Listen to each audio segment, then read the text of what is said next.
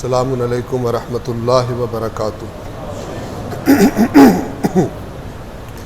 اعوذ باللہ من الشیطان الرجیم، بسم اللہ الرحمن الرحیم، الحمد للہ رب العالمین، والصلاة والسلام علی سید الانبیاء والمرسلین وعلی اہل بیتہ الطیبین الطاہرین المعصومین واللعنۃ الدائمۃ علی اعدائہم اجمعین من یوم عداوتہم الی قیام یوم الدین۔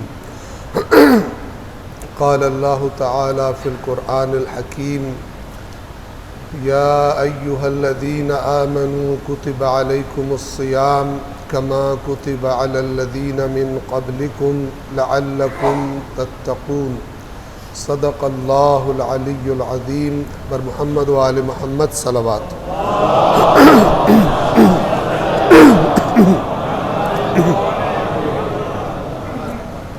اللہ تبارک و تعالی کا شکر ہے کہ اس نے ہماری زندگیوں کو اس قدر طولانی کیا اور ہمیں اتنی مہلت دی کہ ایک مرتبہ پھر سے اللہ کے اس عظیم اور رحمتوں سے اور مغفرت اور بخشش سے پر مہینے کو حاصل کر سکے اور اس میں اللہ کے پسندیدہ کام کرنے کی کوشش اور اس کے نافرمانی سے بچنے کی کوشش کر سکے۔ سب سے پہلے اپنے آپ کو اور پھر آپ تمام مومنین کو، روزے داروں کو تقوی الہی اور خوف خدا کی تاکید اور نصیحت کرتا ہوں۔ یہ جو مہینہ شروع ہوا ہے، اس مہینے میں جتنے بھی ہمیں نیک اعمال بتائے گئے، جتنی عبادات بتائی گئی اور بالخصوص ہمیں روزے رکھنے کا حکم دیا گیا، ہمیں سب سے پہلے یہ بات پتہ ہونی چاہیے کہ یہ سارا کا سارا اتنا بڑا اللہ تبارک و تعالی کا پروجیکٹ، یہ سارا کا سارا اہتمام اصل میں کس لیے ہے؟ ہم میں سے بہت سارے لوگ ماہ رمضان کے روزے بھی رکھتے ہیں، عبادات بھی کرتے ہیں، لیکن اس اصل چیز پر فوکس اور اپنی توجہ کو متمرکز نہیں کرتے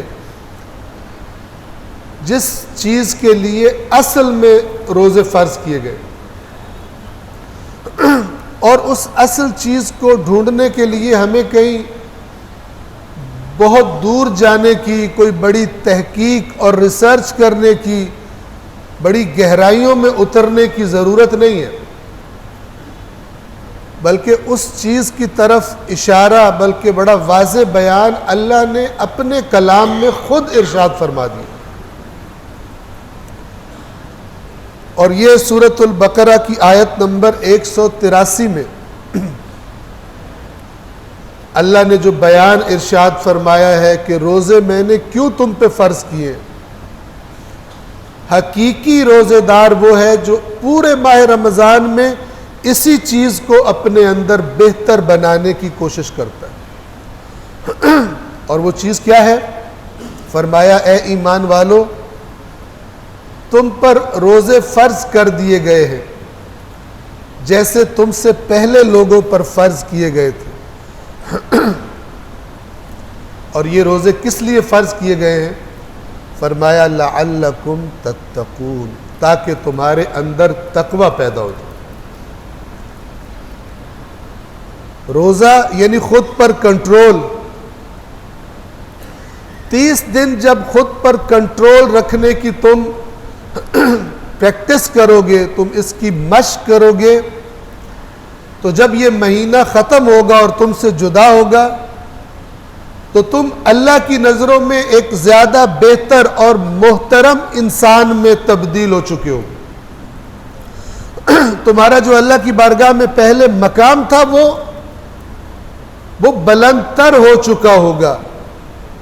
کیسے؟ کیونکہ اللہ نے اسی قرآن میں فرمایا ہے کہ اللہ کے ہاں برتری کا اور زیادہ احترام کا معیار تقوی ہے. آپ توجہ فرما رہے ہیں؟ میں بالکل سادہ سادہ قرآنی آیات نکات آپ کے سامنے رکھ رہا ہوں.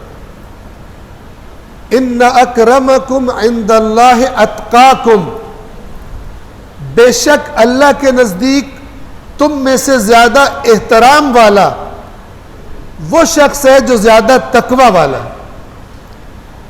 تو اللہ نے مجھ سے اور آپ سے روزے رکھوائے تاکہ ہمارے اندر تقوی کی کیفیت بہتر ہو جائے، اور جب یہ مہینہ تمام ہو تو اس تقوی کی برکت سے جسے ہم نے اپنے اندر پرورش کی کوشش کی ہے، ہم نے صرف اپنے روزے کو کھانے پینے سے رک جانے تک محدود چیز نہیں سمجھا، بلکہ محمد و آل محمد علیہم الصلاۃ والسلام کے فرامین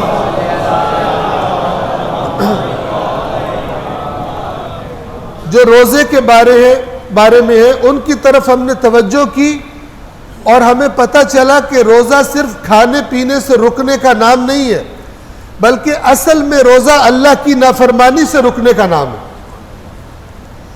اصل میں اللہ تبارک و تعالی ہمارے اندر یہ خصوصیت پیدا کرنا چاہتا ہے کہ جب یہ روزوں کا مہینہ گزرے تو ہم پر اپنے آپ پر کنٹرول کرنے کی قوت میں اضافہ ہو چکا ہو. آپ توجہ کریں، اللہ نے ایک ماحول بنایا ہے جس ماحول میں انسان بہت سارے ایسے کام ترک کر دیتا ہے جو ماہ رمضان سے پہلے کیا کرتا تھا، بہت سارے ایسے کام انجام دینے لگتا ہے جو ماہ رمضان سے پہلے انجام نہیں دیا کرتا تھا. یہ سب ماحول سازی کس لیے کی گئی؟ لعلکم تتقون، تاکہ تمہارے اندر تقوی پیدا ہو. تو ایک سمجھدار روزے دار کون ہے؟ کہ جس کی توجہ اینڈ پر ہے، ماہ رمضان کے اینڈ پر ہے. کس اعتبار سے؟ کہ اس مہینے کے ختم ہونے سے پہلے میں خود کو کتنا تقوی کے اعتبار سے بہتر کر سکتا ہوں.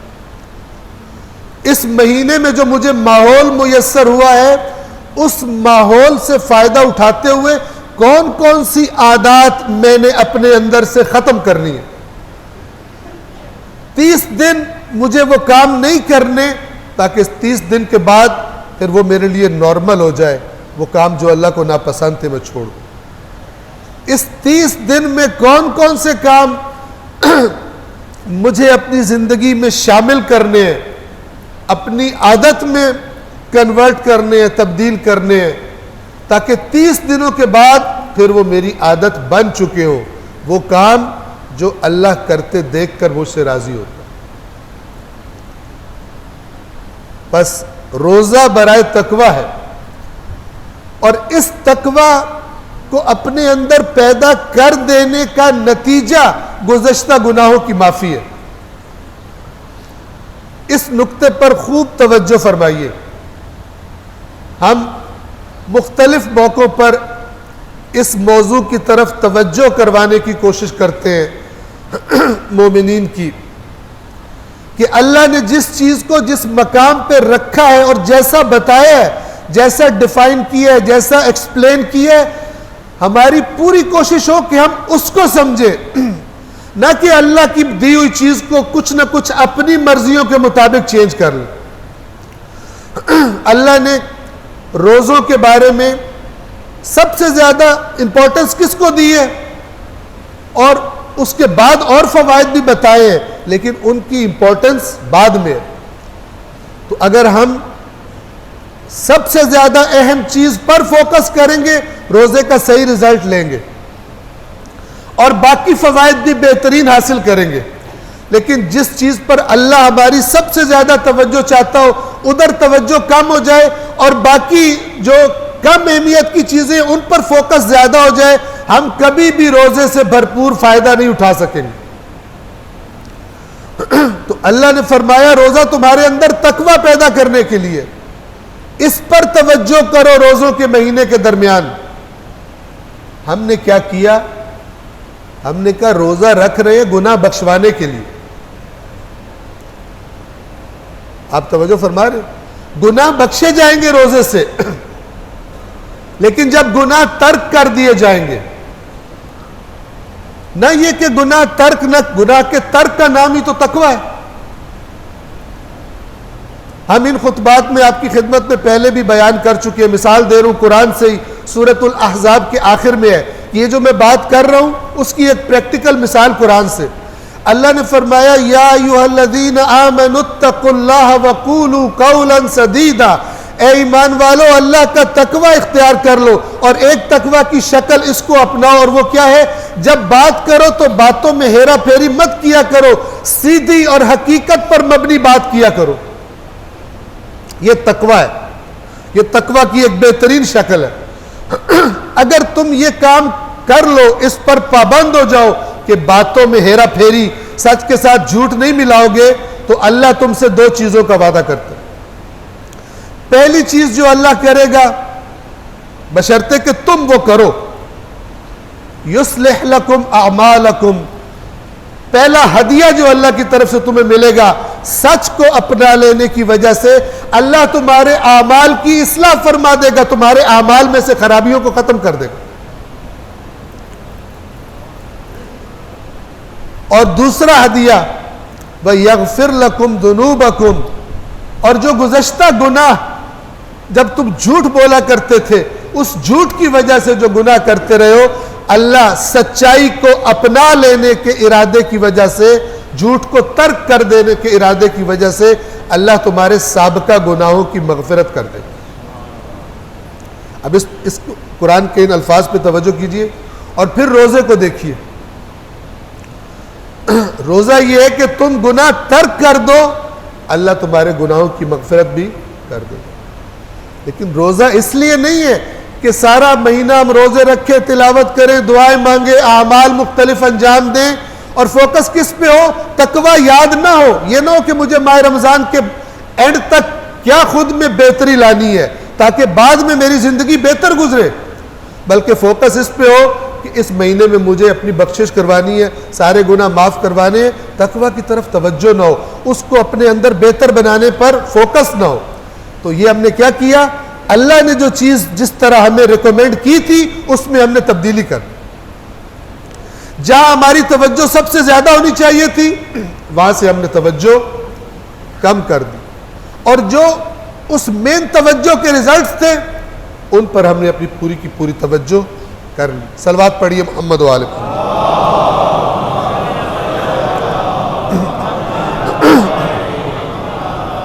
اگلا نقطہ اسی آیت نمبر 183 کے بعد 184 ہے، اس کے بعد آیت نمبر 185 سورۃ البقرہ کی 185. توجہ سے سنیے. آپ جاننا چاہتے ہیں ماہ رمضان کیوں اہم ہے؟ تو یہ سب سے بہترین بات اللہ خود بتا سکتا ہے. ورنہ میں ہو سکتا ہے کسی سے کچھ سنوں، کسی اور کتاب میں کچھ پڑھوں، اور میں ماہ رمضان کا اس کی اصل اہمیت کا کوئی اور سبب اپنے ذہن میں بنا لوں. تو سب سے بیسٹ طریقہ کیا ہے؟ اللہ سے پوچھوں کہ یہ ماہ رمضان اصل میں کیوں اہم ہے. تو اللہ کے الفاظ میں سنیے. فرمایا شہر رمضان الذی انزل فیہ القرآن. خالق فرماتا ہے کہ ماہ رمضان وہ مہینہ ہے جس میں قرآن نازل کیا گیا. ہم اس میں کہا کرتے ہیں، سمجھانے کے لیے مثال دیتے ہیں. اگر میرے سامنے کیونکہ پاکستانی بیٹھے ہوئے ہیں اور میں آپ کے سامنے جملہ بولوں اور کہوں 1947 وہ سال ہے کہ جس میں آپ فقط ایک چیز ذہن میں لائیں گے، اور وہ چیز کہ جو بطور پاکستانی آپ کے لیے سب سے امپورٹنٹ ہے، اس چیز کے ذریعے آپ یہ جملہ مکمل کریں گے اور آپ کہیں گے 1947 وہ سال ہے جس میں پاکستان آزاد ہوا. یعنی اور بھی بہت سارے کام ہوئے 1947 میں، لیکن سب سے اہم کام ہماری نظروں میں یہ ہے. ہماری نظروں میں، ایک پاکستانی کی نظروں میں 1947 کی امپورٹنس اس وجہ سے. ہو سکتا ہے باقی بھی اہم کام ہوئے ہوں، لیکن ہماری نظروں میں یہ سب سے اہم. تو اللہ ہمیں کیا بتا رہا ہے کہ اور چیزوں پر بھی توجہ کر لینا، لیکن پہلے یہ سمجھ لو ماہ رمضان کی عظمت کا اصل سبب کیا ہے۔ اس لیے کہ اس مہینے میں اللہ نے قیامت تک انسانوں کے لیے ہدایت قرآن کی شکل میں نازل کر دی،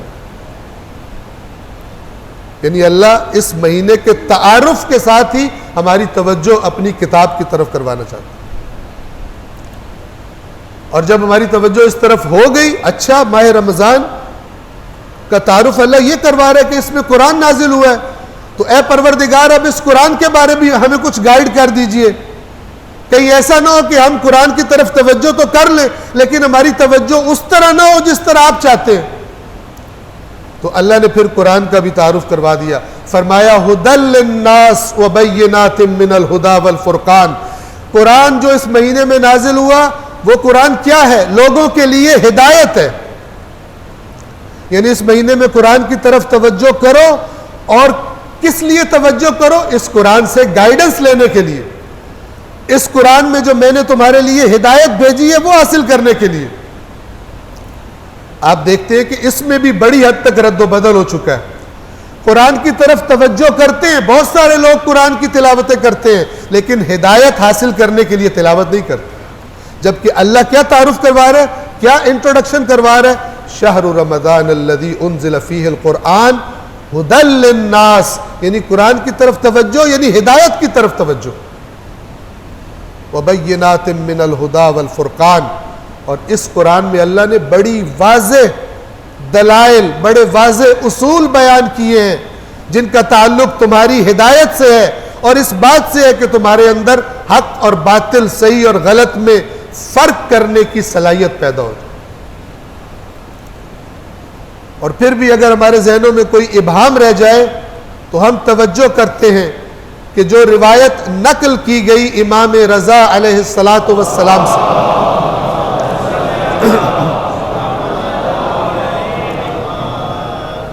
اس منقول روایت کی بنا پر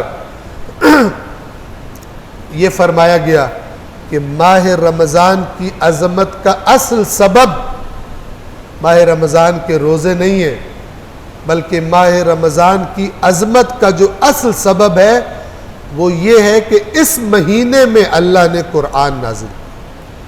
ماہ رمضان نے عظمت پائی ہے نزول قرآن کے سبب، اور پھر اللہ نے اس ہدایت کے دسترخوان پر ہم سب کو دعوت دی اور ہم سے کہا کہ اپنے بدن کو روک دو، اپنے منہ کو بند کر لو، سارا سال تمہارا ہم و غم کھانے پینے کی طرف، لذیذ غذاؤں کی طرف ہوتا ہے، میں نے تمہیں اپنے دسترخوان ہدایت پر بلایا ہے کہ اس پر بیٹھو، کھانے پینے کی فکر چھوڑو اور اپنے روح کی غذا یعنی ہدایت کی طرف یعنی قرآن کی طرف توجہ کرو، اور اس غذا سے اپنی روحوں کو سرشار کرو اور اپنی نیم مردہ روحوں کو دوبارہ زندگی کی طرف لے جاؤ۔ پروردگار عالم ماہ رمضان کی حقیقی معرفت، قرآن کریم کی حقیقی معرفت، اور محمد و آل محمد علیہ السلام نے جو اس مہینے کے بارے میں رہنمائیاں فرمائی ہیں، ان رہنمائیوں کی طرف توجہ کرتے ہوئے اے پروردگار ہمیں اس مہینے کو گزارنے کی توفیق عطا فرما۔ بسم اللہ الرحمن الرحیم، قل هو اللہ احد اللہ الصمد لم یلد ولم یولد ولم یکن له کفوا احد۔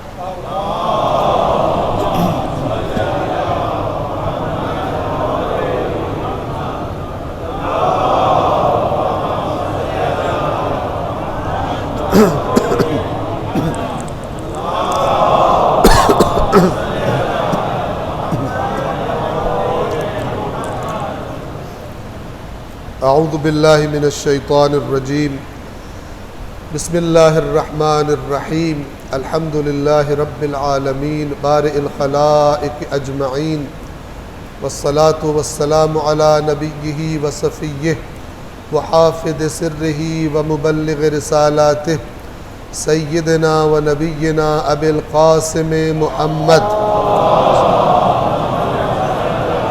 وعلى امیر المؤمنین علی بن ابی طالب وعلى فاطمة الزہراء سیدۃ نساء العالمین وعلى الحسن والحسين سيدي شباب أهل الجنة وعلي بن الحسين ومحمد بن علي وجعفر بن محمد وموسى بن جعفر وعلي بن موسى ومحمد بن علي وعلي بن محمد والحسن بن علي والخلف القائم المهدي المنتظر صلوات الله وسلامه عليهم أجمعين. اللهم اغفر للمؤمنين والمؤمنات والمسلمين والمسلمات الأحياء منهم والأموات، تابع بيننا وبينهم بالخيرات إنك مجيب الدعوات إنك على كل شيء قدير. صلوات پڑھیں محمد والے.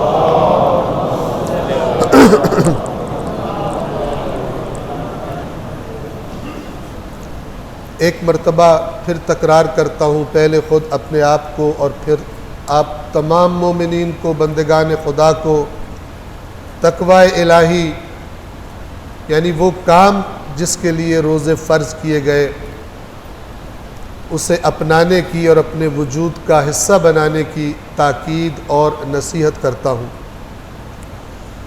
دعاؤں کی قبولیت کا مہینہ ہے. آئیے ہم سب پروردگار عالم کی بارگاہ سے سوال کریں پوری توجہ کے ساتھ کہ اے پروردگار، اپنے اس رحمتوں سے بھرے ہوئے مہینے میں ہمارے عزیز وطن پاکستان اور پاکستان کے اندر رہنے والی قوم پر اپنی خصوصی رحمت نازل فرما. پروردگار، وہ غلطیاں جن کی وجہ سے آج پاکستان کے حالات اس نہج پر پہنچ چکے ہیں کہ نہ یہاں پر ٹھیک طریقے سے کسی قانون کو فالو کیا جاتا ہے، اور جہاں پر بے تحاشا مہنگائی سے تیری مخلوق کے بہت سارے افراد اپنی زندگی کی بنیادی ضرورتوں کو بھی ترس رہے ہیں، اور جس پاکستان پر سال ہا سال سے بہت سارے کرپٹ لوگ مسلط رہے، پروردگار ہمارے بڑوں نے اور اس کے بعد اب اس زمانے میں ہم نے جو غلطیاں کی ہیں جن کا یہ نتیجہ نکلا ہے، پروردگار ان غلطیوں کی طرف متوجہ ہونے کی اس قوم کو توفیق عطا فرما. اے پروردگار، اس مہینے میں جس تقوی کا تو نے تاکید فرمائی ہے، اس تقوی کا مفہوم گناہ سے بچنا ہے. اے پروردگار، وہ گناہ جنہوں نے ہمارے وطن کے حالات خراب کیے ہیں، ہمیں ان گناہوں سے توبہ کرنے کی توفیق عطا فرما. انفرادی طور پر بھی اور اجتماعی طور پر بھی ہم نے اپنے وجود سے، اپنی بات سے، اپنے کاموں سے، اپنے کاروبار میں، اپنی نوکری میں کسی بھی طرح اس وطن کو جو نقصان پہنچایا ہے، اس نقصان کی معافی مانگنے کی، اس کا ازالہ کرنے کی، اور آئندہ اس وطن کی بہتری میں اپنا کردار ادا کرنے کی، اس بات کا عہد کرنے کی اے پروردگار ہم سب کو توفیق عطا فرما.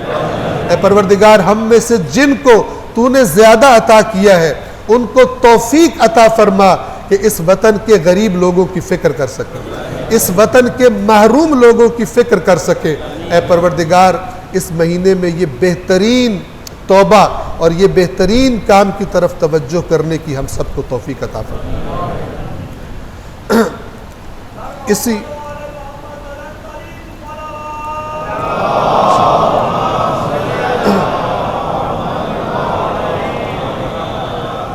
توجہ فرمائیے عزیزان، دین کیا چیز ہے؟ روزہ دین کا حصہ ہے، نماز دین کا حصہ ہے، حج دین کا حصہ ہے، یہ عبادت دین ہے. کس لیے دین؟ اس لیے آیا ہے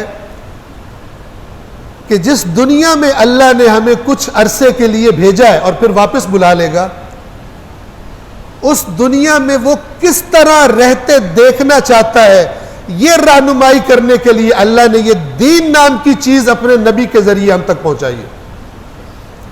دین اس لیے نہیں آیا کہ زندگی مرضی سے گزرتی رہے اور دین کے کام کر کے وہ معافیاں ملتی رہے، بخشش ہوتی رہے، گناہ معاف ہوتے رہے. یہ بڑا غلط تصور ہے. اس نے دین کی وہ برکتیں جو اسی دنیا میں ہم کو ملنی تھی ہم سے چھین لی ہیں، اس لیے کہ اس دنیا میں دین کا فائدہ کب ملے گا؟ جب ہم اس دین پر عمل کریں گے، جب ہم سچ بولیں گے، جب ہم پورا تولیں گے، جب ہم جھوٹ نہیں بولیں گے، جب ہم اپنے معاشرے میں عدل و انصاف کی کوشش کریں گے، خود جب اپنی باری آ جائے تو ظلم کرنے کی یا خرابی اور چیٹنگ کرنے کی کوشش نہیں کریں گے. یہ دین ہے. جب ہم یہ کریں گے، اسی کا نام تقویٰ ہے. تقویٰ کے پیدا ہونے سے صرف ہمارے گناہ آخرت میں ہمارا عذاب ختم نہیں ہوگا، بلکہ تقویٰ کی برکت سے ہماری یہی دنیا، ہمارا یہی معاشرہ بہتر ہوگا. صرف آخرت میں ہمیں جنت نہیں ملے گی، اللہ اس دین پر عمل کی وجہ سے ہمارے اسی معاشرے کو جنت کا نمونہ بنا دے گا. آپ اس بات کو سمجھیں، دین عمل کے لیے ہے، اور جب عمل ہوگا تو نتائج ملیں گے. اور وہ دین جس کے نتائج ہمارے معاشرے میں نظر نہیں آ رہے، معاشرہ اور گراوٹ کا شکار ہوتا جا رہا ہے، کرپشن اور بڑھتی جا رہی ہے، ظلم بڑھتا جا رہا ہے. یہ کس چیز کا رزلٹ ہے؟ یہ اس چیز کا رزلٹ ہے کہ ہم حقیقی دین پر عمل ہی نہیں کر رہے. اگرچہ ماہ رمضان میں مسجدیں بھر گئی ہیں، اگرچہ بہت سارے لوگ حج پہ بھی جائیں گے، اگرچہ بہت سارے لوگ اپنے اپنے مسالک کے مطابق مذہبی رسومات ادا کریں گے، لیکن اس کا اثر معاشرے پہ کیوں نہیں ہو رہا؟ اس کا مطلب ہے وہ دین، وہ آئین جو اللہ کے رسول لے کر آئے تھے، اس آئین پر حقیقت میں عمل نہیں ہو رہا، اس کی رسموں پر عمل ہو رہا ہے. اور ہم نے دین کو کیا سمجھ لیا؟ اس دین کو بھی جیسے ہم نے روزے میں تھوڑا رد و بدل کر دیا، گناہ بخشوانے ہیں نہ کہ گناہ چھوڑنے ہیں. ادھر بھی ہم نے یہ کیا، ہم دین کے کچھ وظائف انجام دینے ہیں، کچھ عبادات انجام دینی ہے تاکہ ہمارے سال بھر جو گناہ تھے اللہ معاف کر دے. یہ نہیں ہے. آپ کو آخرت میں اسی دین کے رزلٹ ملیں گے اچھے، جس دین پر عمل آپ کو دنیا میں اچھے رزلٹ دے رہا ہو. اگر دنیا میں معاشرہ ہمارا دین سے کی وجہ سے اچھائی کی طرف نہیں جا رہا، اس کا مطلب ہے ہمارے ہاتھ میں وہ اصل چیز نہیں ہے، ہماری توجہ اصل دین کی طرف نہیں ہے. اصل دین اپنی پریکٹیکل لائف میں اللہ کی اطاعت کا نام ہے، اپنے لین دین میں اللہ سے ڈرتے رہنے کا نام ہے، اپنی زبان پر کنٹرول کا نام ہے، حرام اور حلال میں فرق کرنے کا نام ہے. جب ہم یہ کرنے لگیں گے تو ہمارا یہی معاشرہ جنت کا نمونہ پیش کرے گا. یہاں پر کوئی بھوکا نہیں سوئے گا، یہاں پر پھر کسی پہ ظلم نہیں ہوگا، چونکہ سب اس کے ساتھ ہوں گے اور ظالم کے خلاف ہوں گے. بھوکے کی بھوک کو سب اپنی ذمہ داری سمجھیں گے، نہ کہ دوسروں کے کندھوں پر ڈالیں گے. تو پھر یہ معاشرہ بھی جنت کا نمونہ پیش کرے گا. آپ توجہ فرمائیے، اللہ کے نبی حضرت محمد مصطفیٰ صلی اللہ علیہ وآلہ وسلم اپنے معروف خطبے میں اس روزوں کے مہینے کے بارے میں کیا فرماتے ہیں؟ چند جملے 1 سے 2 منٹ میں. فرمایا، اس مہینے میں جو تمہیں بھوک لگتی ہے اس سے قیامت کے دن کی بھوک اور پیاس کو یاد کرو. اور کیا کرو یاد کر کے؟ وہی بیٹھے بیٹھے اللہ سے معافی استغفار کرتے رہو، یا اللہ ہمیں اس بھوک اور پیاس سے بچا. اس بھوک اور پیاس سے اگر بچنا ہے تو کیا کرو؟ فرمایا، غریب اور تنگ دست لوگوں کو صدقہ دو، بزرگوں کا احترام کرو. یہ ساری وہ عادات ہیں جو اللہ کے نبی چاہتے ہیں کہ ہم اپنائیں. یہ سب تقویٰ کے پرتو ہے، تقویٰ کے رزلٹ ہے. بڑوں کا احترام کرو، چھوٹوں پر رحم کرو، رشتہ داروں سے صلہ رحم کرو، اور اپنی زبانوں کو ہر قسم کی برائی سے بچاؤ، جیسے جھوٹ، گالی، غیبت، تہمت. اپنی نگاہوں کو ان چیزوں کی طرف دیکھنے سے بچاؤ جنہیں دیکھنا جائز نہیں، اور اپنے کانوں کو ایسی آوازوں سے بچاؤ جنہیں سننا حرام ہے. اور لوگوں کے یتیم بچوں سے ہمدردی اور مہربانی کا برتاؤ کرو تاکہ تمہارے یتیموں پر مہربانی کی جائے.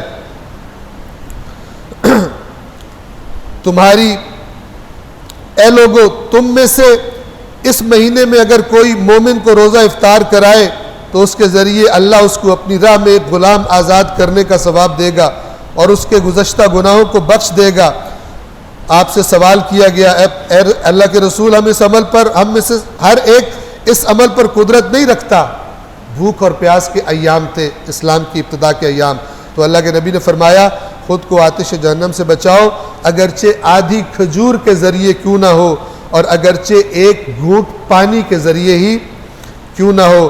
اے لوگوں تم میں سے جو اس مہینے میں اپنے اخلاق کو اچھا کرے گا تو وہ آسانی سے پل صراط عبور کرے گا جس دن لوگوں کے قدم میں لغزش ہوگی، اور جو کوئی اس مہینے میں اپنے ماتحت سے نرمی کرے گا تو اللہ قیامت کے دن اس سے حساب میں نرمی کرے گا، اور اگر کوئی اس مہینے میں دوسروں کو اپنے شر سے اپنی طرف سے کوئی تکلیف نہیں پہنچائے گا تو قیامت کے دن اللہ اس کو اپنے غیظ و غضب سے بچا لے گا، اور اگر کوئی اس مہینے میں کسی یتیم پر احسان کرے گا اللہ قیامت کے دن اس پر احسان کرے گا، اور کوئی اس مہینے میں اپنے رشتہ داروں سے صلہ رحم کرے گا اللہ قیامت کے دن اس کو اپنی رحمت سے جوڑ دے گا، اور جو کوئی اس مہینے میں اپنے رشتہ داروں سے رابطہ قطع کرے گا خداوند عالم قیامت کے دن اس کو اپنی رحمت سے کاٹ دے گا۔ یہ خطبہ شعبانیہ کا ایک حصہ ہے، آپ خود اس خطبے کی ضرور تلاوت فرمائیے۔ پروردگار تیری بارگاہ میں سوال کرتے ہیں اس ماہ مبارک رمضان کو ہماری زندگیوں کا بہترین ماہ رمضان قرار دے۔ پروردگار اس ماہ مبارک رمضان کو ہماری زندگیوں کا آخری رمضان قرار نہ دے۔ پروردگار ہم پر رحم فرما، ہمارے گزشتگان پر رحم فرما۔ بسم اللہ الرحمن الرحیم والعصر ان الانسان لفی خسر الا الذین آمنوا وعملوا الصالحات وتواصوا بالحق وتواصوا بالصبر۔ صدق اللہ العلی العظیم۔ السلام علیکم ورحمۃ اللہ وبرکاتہ۔